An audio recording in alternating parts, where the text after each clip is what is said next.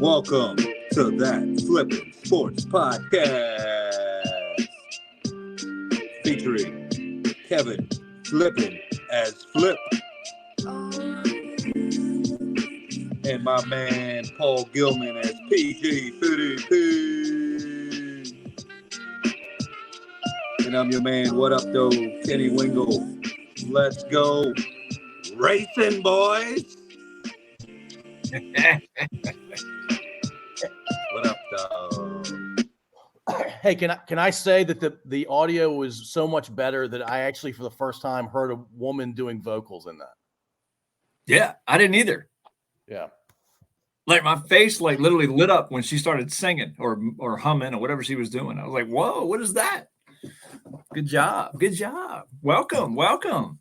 We're making improvements, boys. We're getting there. We're getting there. And not only are we making improvements with audio and me trying to figure out how to get my screen set right. And by the way, here we go. Bam. We have a special guest this week who will be on shortly. And both of them are shaking their head because I must have did something that messed up their screen. Did I mess up your screen? You said bam and nothing changed for us. No, he went full screen, I think. That's No, what he hold on. We have to talk banned about himself. Hold on. We have to talk about this. How many episodes have we done, Kevin? 70. We've done that's probably about right. Today is the first time Kevin realized he could expand his screen from about 1/3 of the full screen to the full screen. We learned that tonight.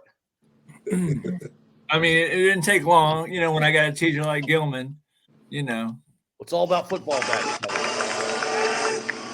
Congratulations, Kevin. You learn something new every day. It's a big night. Thank you. Big night. Hey, well, speaking of new, if you look over here to my right, look at this. Not only are we getting better audio, we're getting more visual. And PG55P said he couldn't read it. So I'm going to read it for you. It says that Flippin' Sports Podcast right there. And then our first topic is the NFL. Isn't that cool? You excited yet? The second topic is our special guest this week, Corey Lajoie, who's got a great name, by the way. So it's going to be a joy to have Corey Lajoie on. And then we'll, of course, have the sandwich in a sandwich on the Miracle Flip Stat of the Week. And then we have Mount Rushmore in here, but it might be just a placeholder because there's a little bit of contention around whether we're going to do that or not this week. So if we don't do that, I'm sure we'll have other things that we can fill in. But do you like the board? Does it need to be brighter? Yeah. Can I tell you what I think I see? NFL, Corey Lajoie, Martin Flip, and then Mr. Reindeer. Mr. Reindeer. All right. So right. Flip, this is where you could click on the control to make it just you on the camera, and then everybody could see it when you go on that. But dare I ask you to do that right now? But yeah. You'd have to hit the escape button, and then you'd have to. It's a little crazy. That's crazy. Do that to you. We all no, it's fine. I get it. I mean, I understand what you're doing and how you're trying to help me out, and I appreciate that. But there it is. Yeah. Is that better? It's a lot better. Okay. Does it still look like Martin flipping? No, it looks like Miracle Flip. All Stat right, cool. something. I like that. Where'd you steal that board from? In my kids' room. In my kids' room. It used to have a big roll of paper up here. It's got a little thing, but when you swing it around, you can do a whiteboard. But I couldn't find the cool markers for that size, so I might have to go check those out at the store. You don't want to use that side anyways. It's going to reflect just like it did now. Oh, did it? Okay. Yeah, and put some pants on while you're at it. That's a good. It's like I'm with Boogeyman, Jimmy the Boogie Woogie Man Valiant with no pants on. All right, so let me see if I can figure out how to get it back to full screen everybody. Oh, that's me. Good gracious almighty. That's too much. That's too much me. Anyway, all right, so let's get into some football. And by the way, there's a game on right now. I mean, we don't usually do this on Thursday night, but there's a game on tonight that actually I had in my list to pick because the LA Rams, who I don't know if you guys have been watching them, because I don't think anybody has even cared about the Rams this year because they started so badly and Stafford wasn't playing and we didn't have any good running backs. All of a sudden, this team looks dangerous. Now, I don't know how dangerous, but with the Eagles coming back to the pack. Hey, Corey's here. Corey's here, dude. That's what I'm talking about. You want me to bring him in? You got him. He's in. What's up, Corey? What's up, guys? How y'all doing? Doing good, man. How you doing? We can't complain. We're doing great. We're doing great. Hey, Corey, just to introduce, I'm Kevin. You and I have been talking, also known as Flip. The guy in the right top corner, at least he is on my screen, is PG Fitty P, Paul Gilman, and that's K-Dub, Kenny Wingle. We self-gloss on this podcast because I don't know why we do it. It's just maybe we think it's funny. I like the affinity for minor league hats as well. What's that minor league hat you're wearing? Richmond Flying Squirrels. I probably have at least 50 minor league hats. Yeah. Oh my gosh. Yeah, I mean, probably majority of AAA, and there's and a lot of the alternatives, right? Because like the Hickory Crawdads have a couple cool alternative caps, Cannonballers. I have every Cannonballer cap there is. I just love the logos for minor league baseball. I don't know where 95% of them are from, but I like wearing the hat. I always try to grab them when I'm traveling. One of my favorites is the Chattanooga Lookouts. Yep, I got one of those. Those sweet. Yeah, and it also gets you some extra brownie points if you wear a minor league hat like in the markets you're at. So if we go somewhere where I know I got a hat, I'll throw it in the bag and usually get a couple extra brownie points with the fans. Yeah, there you go. Ain't nothing wrong with that. Absolutely. Well, dude, first of all, Corey, thanks for joining us. This is exciting for us. I know it's exciting for me. I've been a NASCAR fan. I don't watch it. I will admit I don't watch it like I used to, and I wanted to talk to you about that too. Actually, I'm trying to get back into it, get to know more of the drivers now. I met Bill Elliott one time, and I knew we had a mutual friend, so I've kind of liked Chase Elliott just because. But I know what Ryan Blaney won last year. This year, you're right. It's not next year yet, so my bad. But we're gonna get into that in a minute. But what I want to know, Corey, is how, and I know it's probably a normal question that you probably get all the time, but I got to ask it because our listeners want to know, how did you get into racing? I think you were a second generation. I'm not sure if you were third. You can tell us, but how did you even get into racing cars? Yes, my grandfather, Don, he was like a 6-time champion at a track up in Connecticut called Danbury Race Arena, and was like the guy back then, late 60s, early 70s.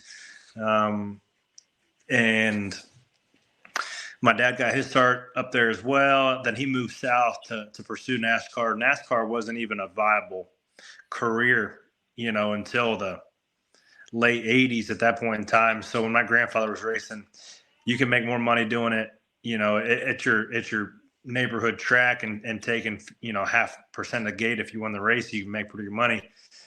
So, but by the time Dad decided to move south to pursue NASCAR, it was starting to become some real money.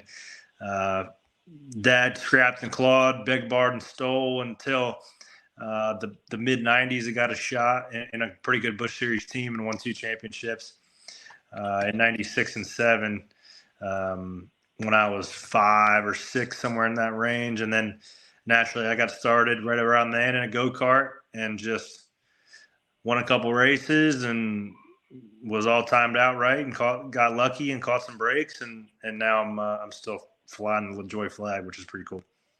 That's very cool. Is that so? It's in your blood, obviously. So, do you feel like, is there ever anything else that was creeping in that you wanted to do, or has it always been once the go-karts you want to race? I can imagine you're like, oh, this is cool.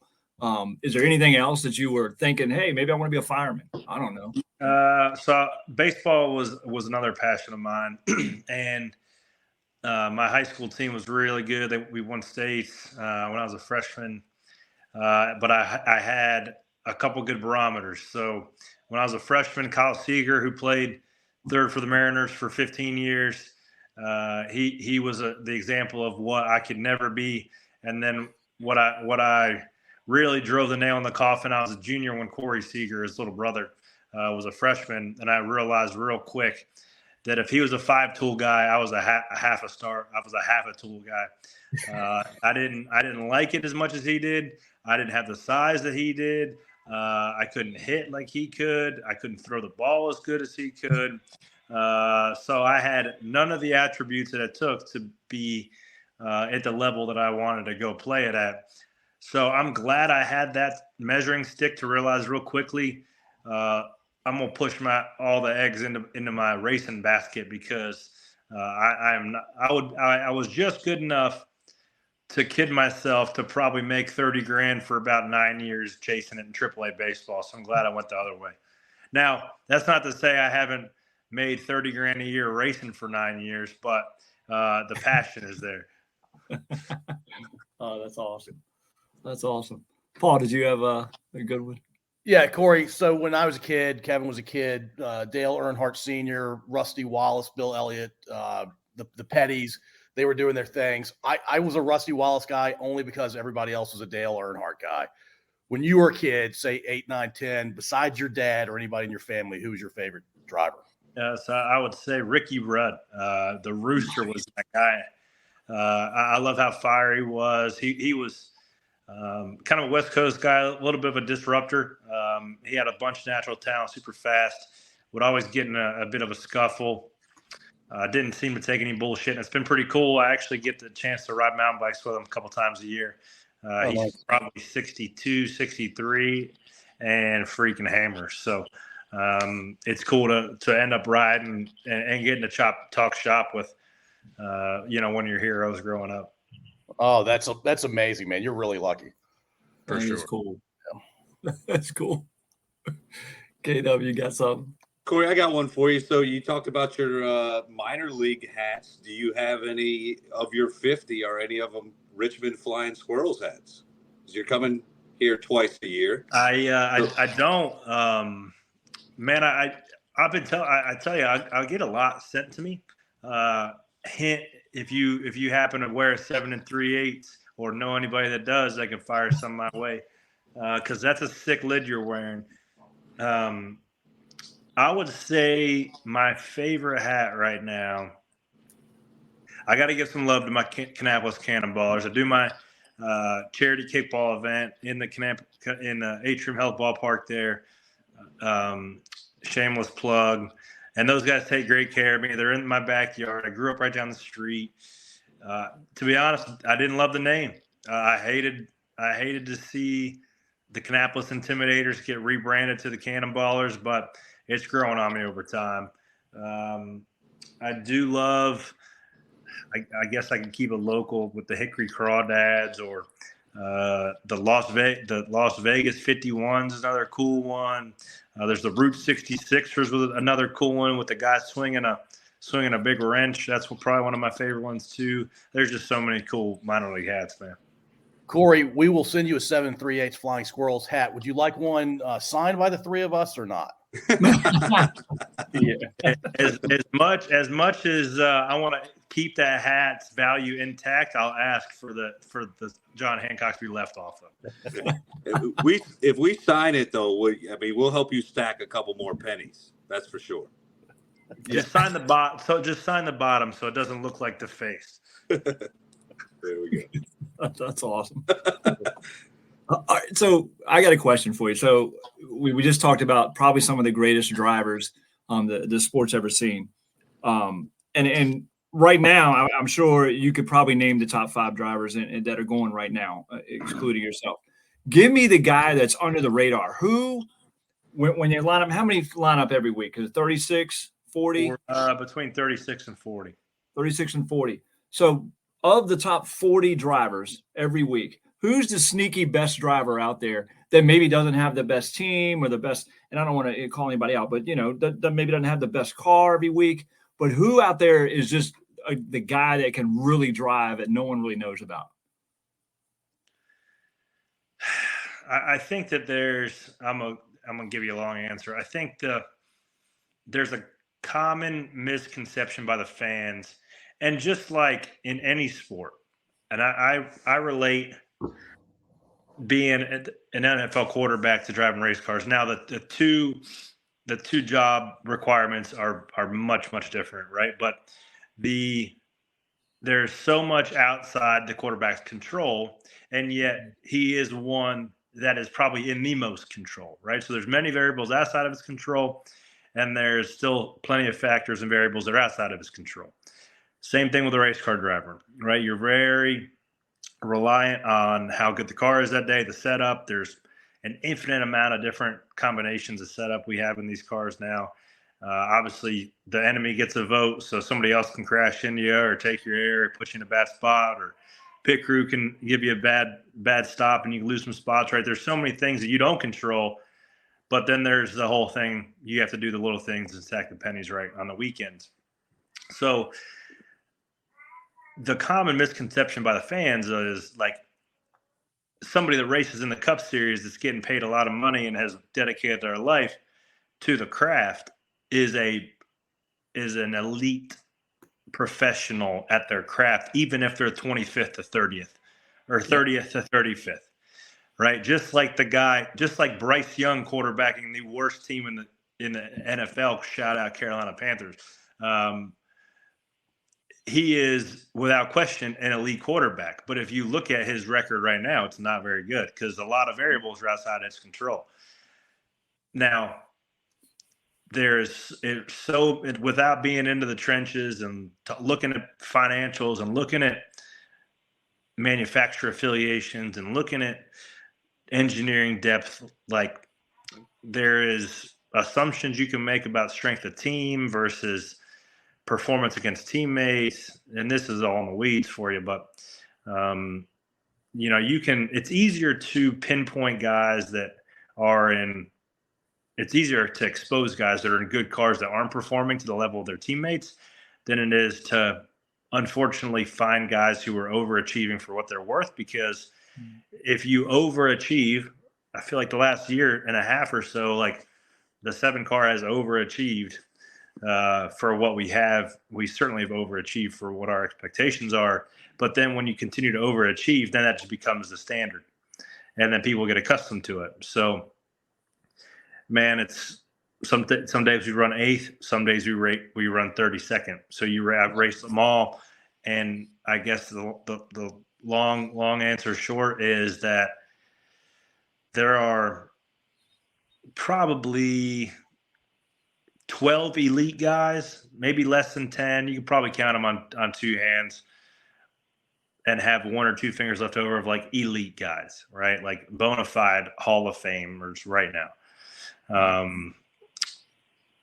And we could probably count those out for you right here. You got Chase, Ryan Blaney, Kevin Harvick just retired, so we'll count him in the list too because he's been active. Denny Hamlin, Kyle Larson, Kyle Busch, Joey Logano. Y'all can probably throw some out too, but I mean, we're already up to 8, and those guys are going to be Hall of Famers, and they're active right now. And when you're competing against those guys with elite engineers and elite crew chiefs and endless budgets, it's pretty hard to win a race. Like it has to go your way, right? And fans think that just because the guys who fight their ass off to run 15th to 20th every week, like I will come to your short track and bust your ass tonight, bro. Like come find me, like, and I've shown it. If I get an opportunity in something else, and if it's a middle tier car, I will take that thing and bust you up. So I think that there's a lot of short track guys that sit around on a couch on a Sunday afternoon being super critical and think they could get in there and do it better. You ain't doing it no better, bro. Just sit tight on the couch and watch me do my thing. I love it. That's great. I wasn't expecting you to say "bust you up" on this episode, but that's awesome. I will. That's a great answer. Your mouth. Bust your ass. Corey, is there a difference between like old school like seat, behind the wheel versus the simulator training now? Is there a different generation of drivers, would you say? Oh, for sure. But I think it's a little bit of an adapt or die situation, right? A lot of guys, even Kevin Harvick, you'd think that old dog ain't learning new tricks, but he saw the value in the time on the simulator. It's easy to get in there and get pissed off that the tire model's not right or the aero map's not correct. But if you utilize it correctly, just like it's a screwdriver. You can use a screwdriver for a lot of right things, or you can use it for a lot of wrong things. But if you go in with some intention with your team and use it to kind of hone in some communication and make things a bit more concise and try to work towards a goal, then it can be good. But you're seeing these kids now, 18 to 20, even younger than that are gamers that legitimately will spend 7-8 hours a day on a simulator, right? And just burn it up. My mental bandwidth can only take about 2 hours at a time before I'm like over it. Like, dude, give me some trees in real life and get me out of the metaverse. But I've had to adapt. I've had to get better and like retrain my brain to get used to the cues that simulator gives you. And it's been a benefit for our team for sure. Nice. That's awesome. That's cool. Paul, you got something? You look like you're. I was going to ask you about your podcast, which we can talk about in a second. We talked to a guy who is on the Golf Channel as a reporter, so he's talked to all the PGA and now Live guys, and we asked if the golfers are fun-loving, funny kind of guys. He says none of them are funny except one guy, and he named that one guy. Are NASCAR drivers, are they pretty funny? No, in general? They're not dorks. Besides yourself, because you clearly have a sense of humor. Besides yourself, who's the funniest? Dorks, bro. There are some cool ones, but I say dorks. A lot of them are it's a little bit of a product of the system where you are so dependent on being like squeaky clean for people that you're asking to spend tens of millions of dollars with you to put their name on the car, right? They want somebody that's not going to be on the edge, that's not going to fire off a tweet at midnight about, or repost some tweet about some meme, right? Like they don't want those guys. So you kind of get your edges filed and your corners chipped off because that's just the nature of the beast of what you're expected to be. So it's hard to show personality and to really grow a brand when you are so dependent on, fitting in with a company's brand and for them to feel like you are a safe investment or a safe place to put their marketing dollars. So it's, I hammer those guys being drivers, but you get them out of their element. You get them to where, that's why I love the Kickball Classic, that our charity event so much, is you get them out of their element. They show some personality. The personality they have, they just generally are a bit guarded with their racetrack, whether it's when there's a microphone stuck in their face. Yeah, it makes sense. I imagine that's true for a lot of pro sports, especially individual sports. Heck, that's probably a little bit more so. Just racing is unique, where your competitive performance is so dependent on those external dollars, where Patrick Mahomes' performance ain't worried if they're selling billboards at Arrowhead, right? Like, he can get in the gym, he can do some sprints, he can eat some kale smoothies and probably feel a bit better to like go play on Sunday, right? And his performance would show that. And if he has a great game, balls out, then the statistics can reflect. Where if we don't have sponsors on our car, we're not going to be able to pay people. We're not going to be able to get the cutting edge technology, and our performance is going to falter. It doesn't matter if I'm in the gym, if I'm in the simulator 10 hours a day. Unfortunately, the coal that fuels our sport is those marketing dollars. Yeah, that makes sense. Hey, Corey, so there's three things that you and I know have in common right off the top. We both drive too fast. Yours is legally and mine's not. We both know Tim Clark. That's a little scary, I think, from both of our ends. And we both do podcasts. So tell us about. I got a fourth. Tar Heel fan? No, gray in the beard, bro. Look at I've got 1, gray hair, bro. Yeah, I'm bent out of no shape way. about it. It's coming. It's Wear, coming. But I'm wear, probably, wear it with pride. It's all good.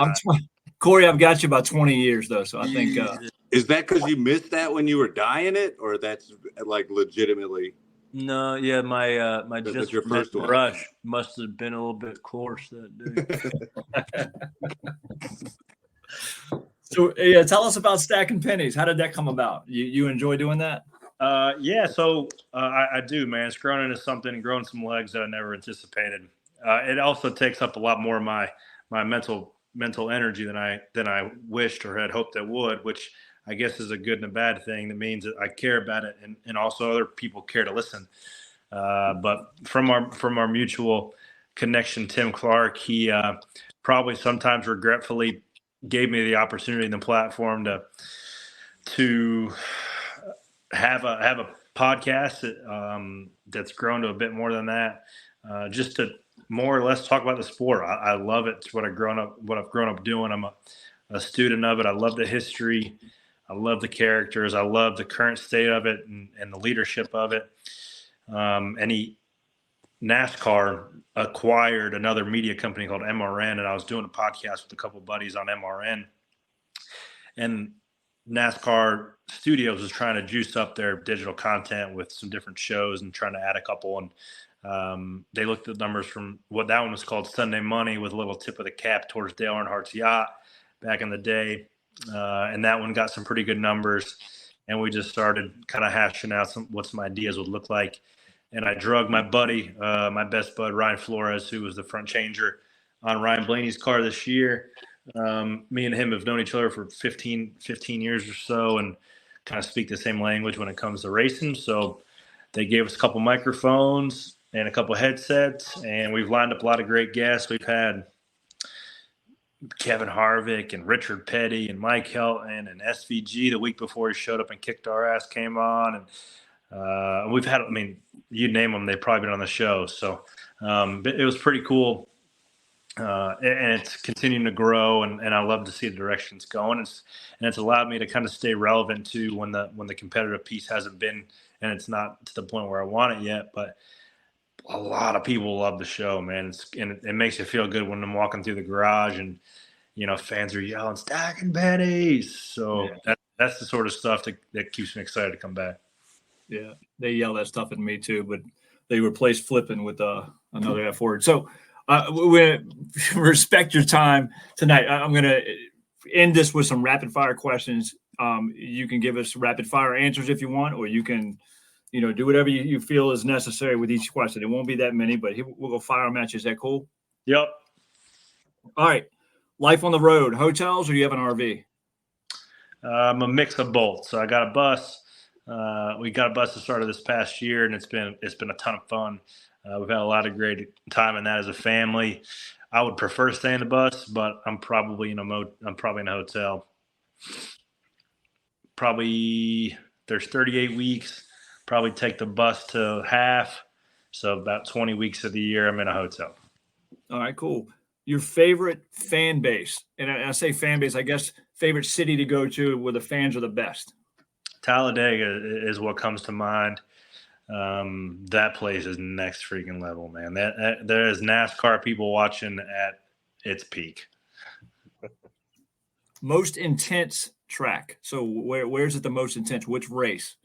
So my answer's always been Bristol, but that Chicago street race was in freaking tense, bro. With the rain and the changing conditions, it was super wet to start. Developed a dry line. You couldn't put a wheel 6 inches offline, or you'd be stuck in the tire barriers or stuffed in the fence. So that one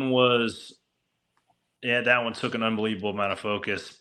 And it was bumpy and tight and no room for error. So I'd put Chicago Street Course top of the sketchy list. That's a great segue to the next question. You ever met Michael Jordan? Yeah, actually, I always just assume every time I see Michael that he's not going to know who I am, just because he probably knows everybody, right? And everybody wants to get a picture of him. Everyone wants to dap him up. I've seen him now probably 7 to 10 times around the racetrack, right? Walking around, and I shit you not, 8 out of the 10 times he's either saw me first and like went out of his way to come dap me up. So I'm gonna say that me and MJ are buds. Yeah. Hell yeah. You see. Yeah. You don't know what you've done. You don't know what you've done to Kevin, Corey. Did you take that? Did he give you that off his back? You guys that tight? Yeah, I took that off his back. I was 7 years old when I took it. No, actually, me and MJ about the same age. That's awesome though. First car you ever owned? So it was my mom's 2001 Pontiac Bonneville Supercharged. It was a sick ride, and then it had Mario Kart and a TV about the size of a wallet hanging from the ceiling.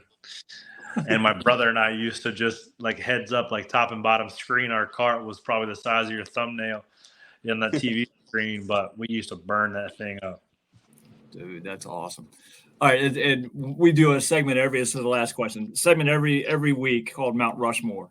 So I hate to put you on the spot, but give me your Mount Rushmore race car drivers of all time. All right, I got a better story. Last year I did a helmet, like a July 4th helmet with my great American, my definition of an American Mount Rushmore. I had Abraham Lincoln for the obvious reason, but also he's on the penny for stacking pennies. 2, Dale Earnhardt, naturally. 3, the greatest podcaster of all time, Joe Rogan. Yeah. And 4, the greatest Christian athlete of all time, and 1 notch below Jesus Christ is Tim Tebow. Tim Tebow.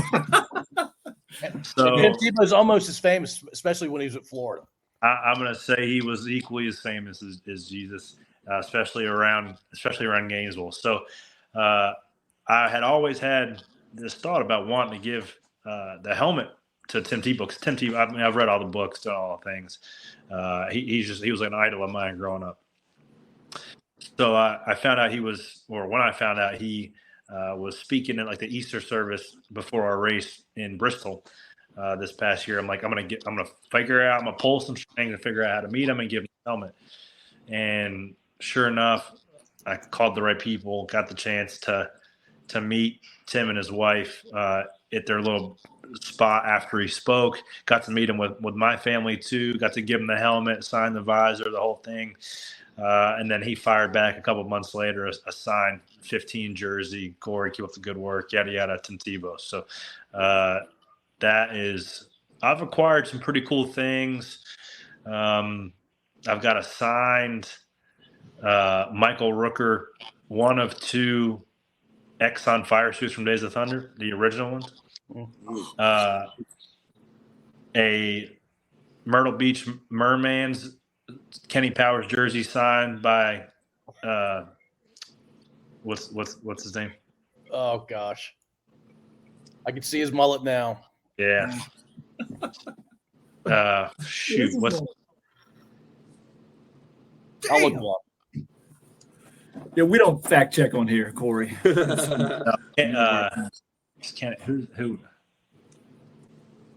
You know what I'm talking about. Danny McBride. Danny McBride. There he is. Danny McBride. So I got Danny McBride Mermaid's jersey. Got a couple guys. I don't want to put them on blast or nothing because they're not A-level guys, but still appreciate the autographs and uniforms. But that Tim Tebow jersey and the Michael Rooker Exxon fire suit, those are my shadow box specials for sure. I love it. I love it. Well, hey man, we thanks for taking as much time as you did and for doing this for us. We really appreciate it. We're gonna be following you this year. Definitely hope for a top 10. Hey, we get a win this year, man. Get a couple. I get top 10s frequently. There we go. We're in dub season now, buddy. All right. I love it. Well, hey, thanks, Corey. We appreciate it, man. And we'll send you that Flying Squirrels hat for sure. Come on, send it over my way. Appreciate y'all. Thanks, Corey. Take it easy.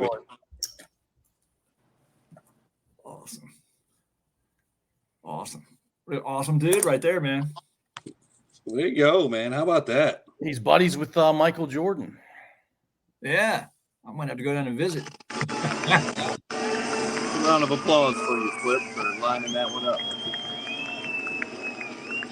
Thank you, Tim Clark. Tim Clark comes through. Yes, he Shout out to did. Corey Lajoie. How cool, man. Like, super nice. Yeah, he did not Absolutely. have to do that. Tim Clark said he's the best guy. Yeah. Yeah, And he I think wasn't you lying. proved that.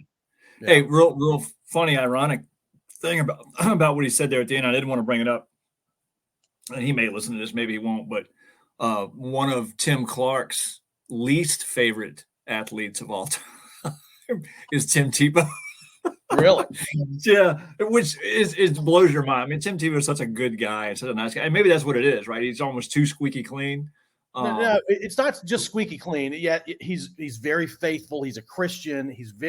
To say he's nice is like not giving him enough credit. He is very actively good to the universe.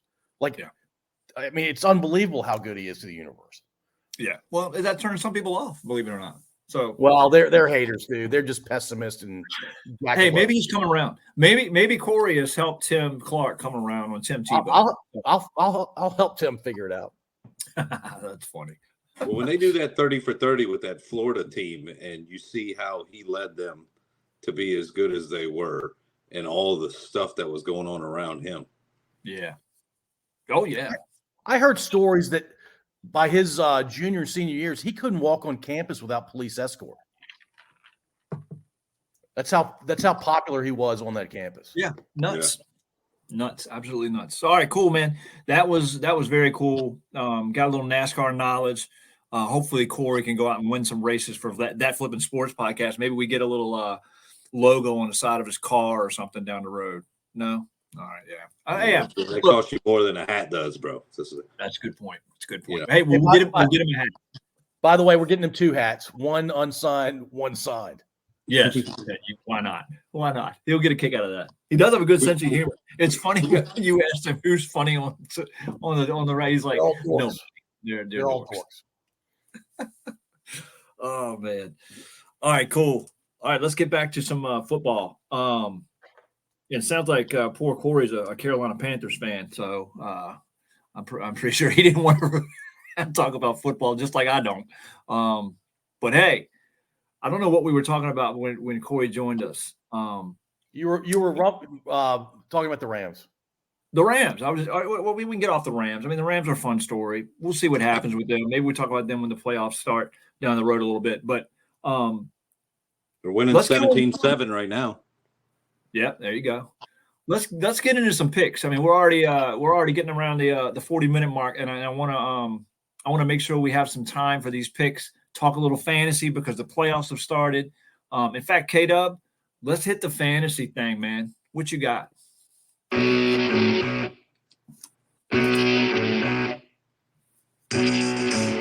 All right. That Flipping Podcast. Fantasy update. This week's top scorer was Lenz with a big 145.58. Low scorer, Bennett a bunch this year. RB 77 points. Playoff division winners. Lenz pulled it off in the last week. Beat me to win the division, be the 3 seed. He's playing paid Nick Bosa in the first round, who's the number 2 seed. And Riva Dogs, number 1 seed, is playing the wild card. Go Bolts. Those 4 guys, shout out to those guys. PG 50P has 2 chances to have the winner out of his division. So good luck, guys. Well, I really only have 1 chance because one's going to lose this week, right? Well, true. Hey, paid Nick But Bosa. you're guaranteed to be in it. That's the flip side. That's right. Ooh, That's another segment. The flip side. What's up? On the flip side, hey, by the way, on the flip side, last week, PG 55P, and I'm calling him PG 55P. Hold on a second. Hold on. Let me finish. Because he drives the speed limit, and we had Corey Lajoie on today, so I figured 55. It's a great thing. It's nothing to do with anything else, Paul. Why are you getting all upset? You act like there's no speed limit anywhere that is 50 miles an hour. Hold on. I turned 55 yesterday, so I'm double nickels. And if you'll remember, Kevin, the second P is for plus. I'm not 55 plus. So if you want to go 54 P, that's fine. Because that would be accurate. Well, you are 55 plus a day. Also Thank true. you, Kato. And a Thank minute and a second and hours. And let's keep it rolling. But I'm not doing 55P. No. Yeah, No, PG 50P until I turn 60. We could just call you double nickel for the next year. That's fine too. We could. No. Kiss the Madison Square Garden court. We come back to MJ with the double nickel. All right. Hey, so last week, pretty mediocre. I wouldn't say mediocre, but pretty even week for the three of us. PG had 4-2 week, and Kenny and I both had a 3-3 week. So right now the standings are PG is 3 games over 500 now. He's making a run, 43-40. K-Dub's at 49-34, and K Flips at 52-31. So still got a 3-game lead on Kenny and a 9-game lead on PG. But it is always the tie that could happen. It can happen at any time. It can fall out of the sky, and boom, there's your winner. So I don't know if y'all gonna go down that road this week or not, but I got my games ready to pick. Do you have yours? Is the question. I mean, you ask us this all the time, and we don't know until the other people pick. So right. Once you pick, then if I pick two really, games, I was just asking if you were ready to make picks. That's all I was asking. Oh, sorry. I mean, I jumped the gun. All right, it's okay. It's the hat. It's a sweet hat, though. Hey, take me to your short track, and I'll bust your ass. Bust your ass. Stories from the center of the universe. That was great. He said, "I'd bust your ass." He was serious. Oh, I know he was, because he said it again at the end. No, that's like Kobe or Kevin Durant showing up at Rucker Park, right? Like those guys are ballers at Rucker Park, but Kobe shows up and drops 60 plus on you. Like, I'll bust your ass. That's what it is. That's what he's saying. There's different levels to this, is basically what he means. Yeah. And I'm at this level and you're down here. All right, that's cool. That's cool. All right, here's the first game of the week, and I'm going to pick one of the 2 big ones, so I'm sure one of you can pick up the other one. Dallas at Miami. Dallas at Miami. Miami. Miami. Go ahead. Okay. Go ahead, Kato. No, you pick first because you're always on the you pick this one, the one first. It's your game. This is a tough one. You pick Dallas every week. You might as well keep riding that train. I went out on a limb, but yeah. No, you're right. You told us thank you for letting you pick Dallas last week, and we both picked Buffalo, and we won that. No, you're right. You're right. That was a bad move on my part. A really bad move. I was expecting more from the Cowboys, so I'm going to go ahead and take Miami this week. I'm not going down the Cowboys train again. I would love to go opposite of you. Am I next, by the way? I think I'm next. Sure, you are. I would love to be opposite of you, but I know one fact. Dallas sucks on the road. They're awful on the road. I can't pick Dallas in Miami. Miami's going to be too fast for them, Miami. Let me give you a second fact to go with your one fact. Dallas sucks against the run. Mostert has scored, I don't know, 116 touchdowns this week or this year. This year. So, yeah, good luck. He's got the Miami record for most touchdowns. Yeah. Yeah, and that's at Miami, and they call their offense the solar-powered offense, so they're better at home. They put up a bunch of points at home just like Dallas does, but do the clean sweep and go Miami on that. I was hoping Flip would go. He picked that and then didn't pick Dallas. No. Can't do it this time. Unreal. Fool me once. Shame on you. All right, who's up next? I'll go. Must win for both teams. Bengals at Steelers. Do we go first? Yeah, go for it. Tomlin's 7-7. He's never had a losing record. I think he had an 8-8 season one year, pretty recently. I think this is the first year he has a losing record, and I think the Bengals contribute to that. I'll take the Bengals. Browning looks pretty nice.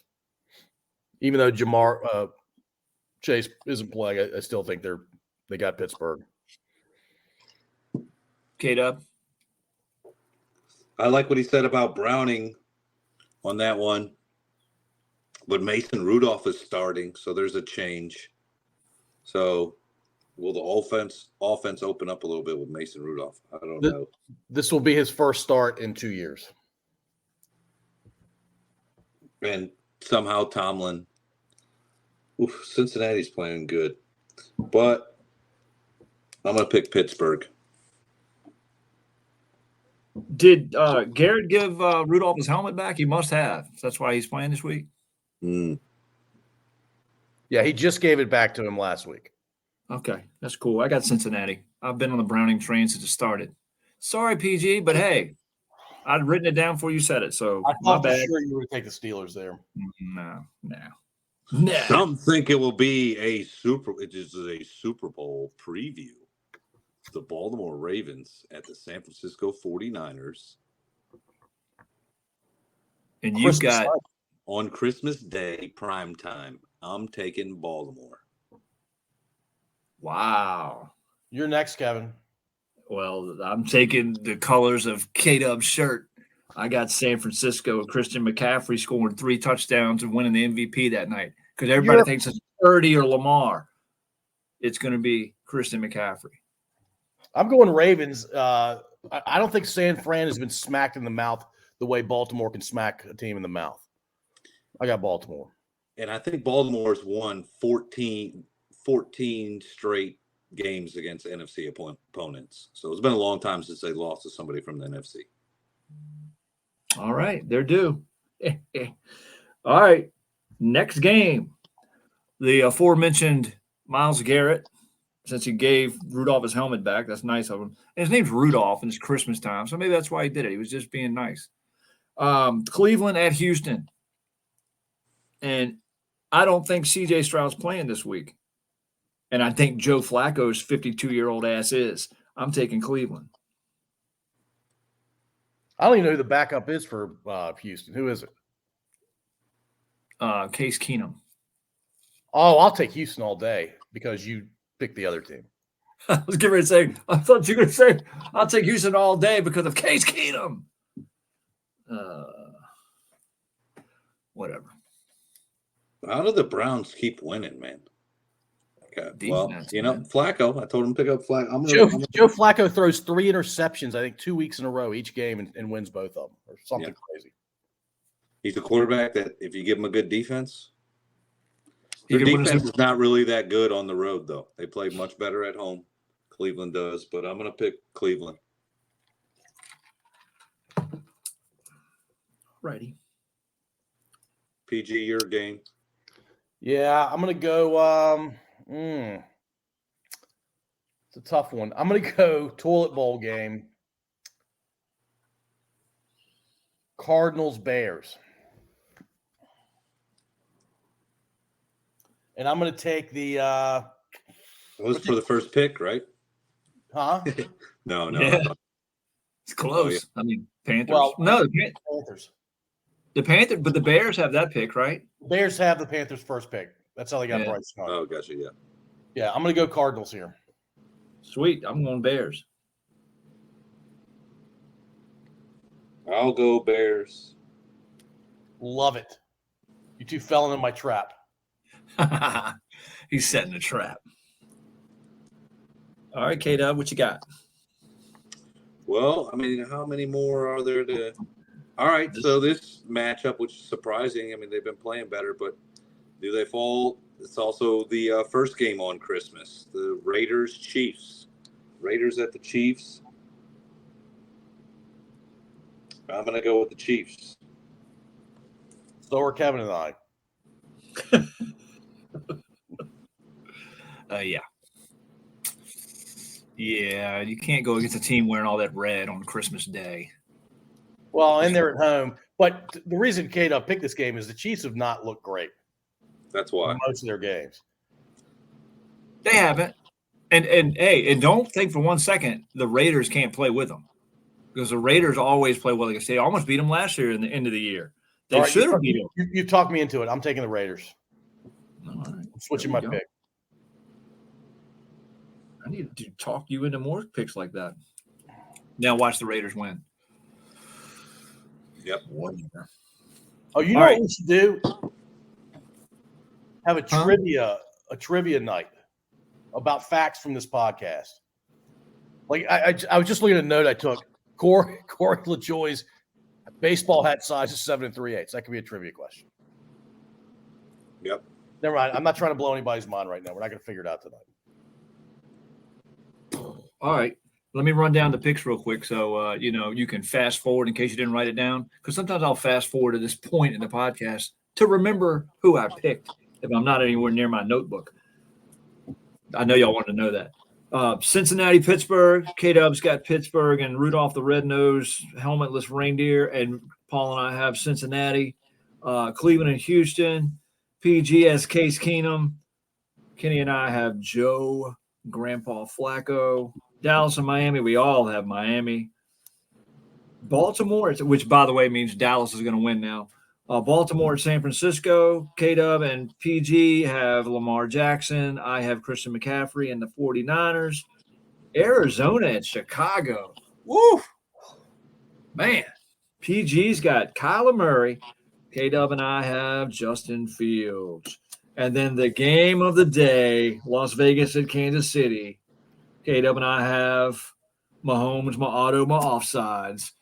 Gilman has Las Vegas, the greatest city in the world. There you go. There's your rundown. I think it might be time for a stat. What does that say?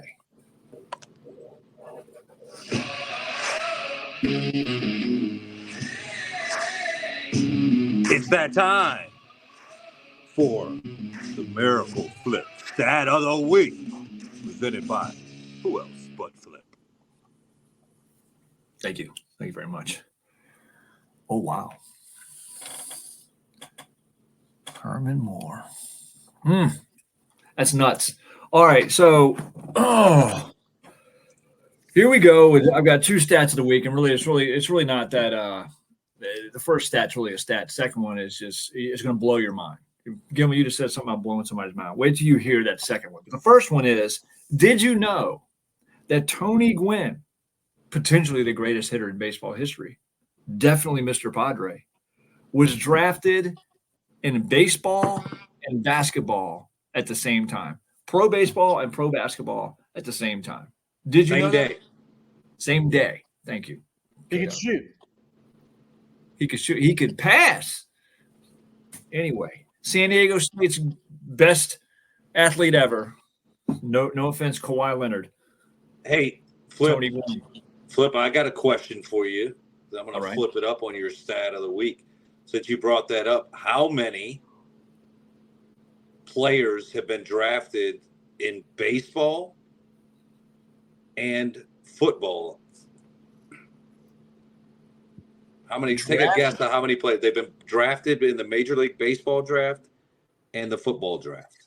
I think there's a lot, because I think there's a lot of like John Elways and quarterbacks out there who played baseball.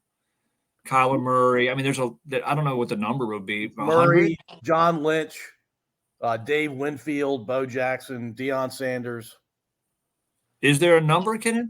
Yep, 16. I was going to guess 11. Well, we just named half of them. That's good, though. I like that. I thought there'd be more. I thought there'd be more, honestly. I forgot about Ricky Williams. Russell Wilson. Oh, wow. Right there. Right in our backyard. Golden Tate. Would have never thought that. Golden Richards.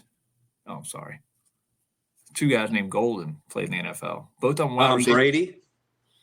Tom Brady was drafted to play baseball. He was a catcher. Montreal Expos. He was a catcher. Mm-hmm. That's great. All right. Thanks, K-Dub. That's a great, because honestly. I flipped that up. You did flip that up. And that Miracle Whip sandwich needed a little extra, needed a little tomato on it. So thank you for throwing that in there. And here's the one that's going to blow both of your minds. You're just never, ever going to believe this. Georgia and Alabama have the number one recruiting classes for 2023. I don't know how that could possibly happen, but it did. Hey, did we talk about we had a previous episode where we talked about the SEC getting into the Final Four. Yeah, you have further thoughts? I'm still mad about it. It still pisses me off. Oh, PG, what are you going to do? And by the way, the ESPN guys are still saying that it's right. They had Mad Dog Russo on there Wednesday. Nobody wants to watch Florida State with no quarterback. I'm like, what do you? I don't trust any of them, except for Damian Woody. I trust Damian Woody. He's the only one I trust. Because he's been on my podcast. Corey Lajoie's been on your podcast, Kevin. And I trust Corey with my life as of tonight. As of tonight. He'd come and bust your ass, Gilman. If Flippy got to get his info to me, I'll pick up a couple hats because I got to do the Spanish version of the flying squirrels. That hat, I have one of those. That's pretty sick. Hey, K-Dub, how did the comedy go last night? Oh man, it was a great show. We had a great crowd, and it was a lot of fun, man. It was a lot of fun. I did about 30 minutes of comedy or so. Wow. Did some crowd work. Found a 21-year-old girl. It was her birthday, and she was with her 40-year-old boyfriend. They just started dating, so that was pretty funny. Tell us some more. Well, that's too. Kenny, I'm not a comedian, but I could do crowd work with that. Right. So he makes a lot of money, right? So, yeah. Served on a silver platter. So, by the way, both of you were able to meet the super fan Brent Scapel this week. Oh yeah, Brent. It was super nice, man. So he met me after the show. Was like, hey, #1 fan of the podcast. So big shout out to Brent. Thanks for coming, dude. That was awesome. He said he had fun. You never know when people, they tell you afterwards, hey, we had a great time. Are they being nice? But I tell you what, I had a great time. I think the crowd was, they were perfect for me. So he had a great time, kiddo. He was talking about it today in the office. He was talking about that 21-year-old. Yeah. He said you and Dylan were giving her. I think she was a little harder on Dylan. Like she was getting annoying at that point when Dylan was up there because she was just hollering out, and I don't know. Her timing was just poor of when she was yelling out. Like you have to yell out the whole show. So she was a little saucy, but she just wanted attention. She's a hot little 21-year-old with her rich boyfriend on her birthday at a comedy club, and she got attention from me and then wanted it like the rest of the night. And Dylan was like, all right, I got jokes, So, shut up, lady. I'm trying to tell jokes up here. Yeah. Well, I will say I enjoyed meeting Brent at lunch the other day, and we ate at I don't know what the name of the place was, but it was in Lakeside. It was very good. Super eclectic. PB's Love Shack. PB's Love Shack. There it is. Was that where you went? Dude, you guys got to roll down the street. PB's is good, but Roy's Big Burger down the street is not you eat outside, but that's some of the best food around. The burgers for real. I agree with that. I agree 100%. Cool. What else y'all got? You got anything going on this weekend? Is Christmas? Everybody ready for old Christmas and St. Nick? Yep. Still got some rapping to do. Yeah. 80s rap or 90s rap? 90s for sure. Of course. All the time. Every time. PG, you finished shopping? I finished shopping. I'm waiting for Mr. Amazon to deliver everything, hopefully tomorrow. And then I'll be doing my final wrapping. Other than my wife, all the wrapping's done. And I will just tell you stories from the center of the universe. Y'all remember the Brittany Griner getting stuck in Russia for a few months? And then she gets traded for a Russian to go back. You know who that Russian was? You remember that story? Vladimir. Who? I don't know. I was just throwing a name out. Victor Bout, but it's spelled Bout. You would think it's Bout, but that's not how it's pronounced. The woman who was primarily responsible for his arrest and eventual imprisonment for about 10 years lives in Ashland, and I'm getting her on the podcast. No, wow. Right? Yeah. That's awesome. Hey, by the way, I don't know if I'm going to get this guy on the podcast, but he's another guy that He's retired in the area. I'll just say. You guys ever seen the movie My Cousin Vinny? Oh yeah. And you know how they have the townsfolk that they're eyewitnesses and they can't see and they can't hear and they're all messed up. Oh, you did not get the 7 Bushes guy. Who's this? What's the actor's name? No, I don't know, but he's the one who went. Don't forget those. Oh, 7 Bushes. Go ahead. I think it's the same guy. The actor's name is Raynor Shine. Not making that up. That's not what his mama named him. I guarantee it. His name is Raynor Schine. Raynor Shine. I met him with the lady who was the Victor Boot person. I met them in the same 30 minutes. What a cool ass name, Raynor Shine. That is him. Yeah, he was the Bushes guy. The Bushes guy lives near us. It's one of the best. By the way, that movie is a classic. If you haven't seen it, go watch it twice because it is phenomenal. But Raynor Shine, I didn't know that was his name. That's fantastic. Yeah, Raynor was just chilling out, having a beer at 3:30 in the afternoon on a Tuesday. Yeah, he's drinking Raynor Shine. We're moving up, boys. Yeah, Corey Lajoie, Raynor Shine, the Victor Boot person. Get some. Yeah, definitely. I mean, I'm sure if people are NASCAR fans, they're already listening to Stacking Pennies. Yeah. Corey Lajoie. Maybe Corey could shout us out. Yeah. Yeah, he might. All right, cool. That was awesome. Depends on how we sign that hat that we're sending. The hats we're sending them. Right. Yeah, we got to make a big impact on that. So hopefully get some pit passes or something, Hint, hint. Corey, listening. Yeah. I love it. Hey, when they come to Richmond, Tim Clark could hook us up too. That's how I met Bill Elliott. Tim Clark gave us pit passes. Pretty cool. Oh, by the way, I was going to ask him, one question I didn't ask him that I did want to ask is who gets to hire the pit crew? It ain't him. Right. It ain't him, right? Because it's got to be probably the owner of the car, right? Crew chief, I would imagine. The crew chief and the owner probably figure it out. Yeah. I think the crew chief is the guy that hires everybody. Unless it's Jerry Jones, who's the owner.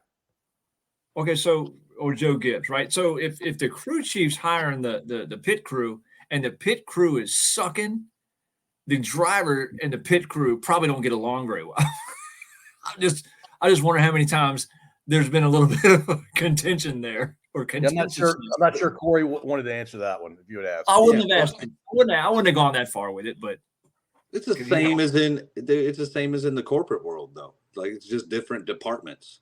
Do they get along? Do you get along with accounts payable or payroll or HR? Kevin, you probably have a hard time with HR. I do. Long file. I'm sure. All right, good stuff. All right, fellas, y'all have a good Christmas, and we'll be coming back strong soon. Yeah, Merry Christmas, Happy Holidays. Merry Christmas. Whatever it is. Peace out.